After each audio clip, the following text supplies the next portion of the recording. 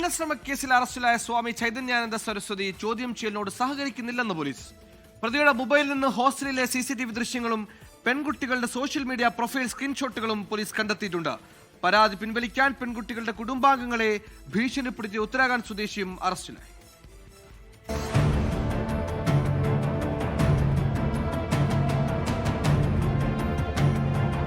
കേസിലെ പ്രധാന തെളിവായ ചൈതന്യാനന്ദയുടെ മൊബൈൽ ഫോണുകളിൽ ഒന്നിൽ നിന്നാണ് പോലീസ് നിർണായക തെളിവുകൾ വീണ്ടെടുത്തത്. ലൈംഗിക ഉദ്ദേശത്തോടെ സ്ത്രീകൾക്കയച്ച മെസ്സേജുകളാണ് ഏറെയും. വിമാനത്തിലെ വനിതാ ക്യാബിൻ ക്രൂവിനൊപ്പം നിൽക്കുന്ന ചിത്രങ്ങളും പെൺകുട്ടികളുടെ സോഷ്യൽ മീഡിയ പ്രൊഫൈൽ പിക്കുകളും സ്ക്രീൻഷോട്ടുകളും ഫോണിലുണ്ടായിരുന്നു. ചൈതന്യാനന്ദയ്ക്ക് ഒത്താശ ചെയ്ത സ്ഥാപനത്തിലെ 2 വനിതാ ജീവനക്കാരെയും പോലീസ് കസ്റ്റഡിയിലെടുത്തിട്ടുണ്ട്.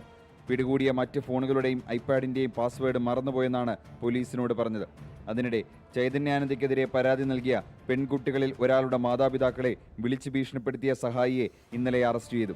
ഉത്തരാഖണ്ഡിലെ ബാഗേശ്വർ സ്വദേശി ഹരിസിംഗ് കോപോദിയാണ് പിടിയിലായത്. ചൈതന്യാനന്ദയെ തെളിവെടുപ്പിനായി ഇന്നലെ വസന്തകുഞ്ചിലെ സ്ഥാപനത്തിലെത്തിച്ചിരുന്നു.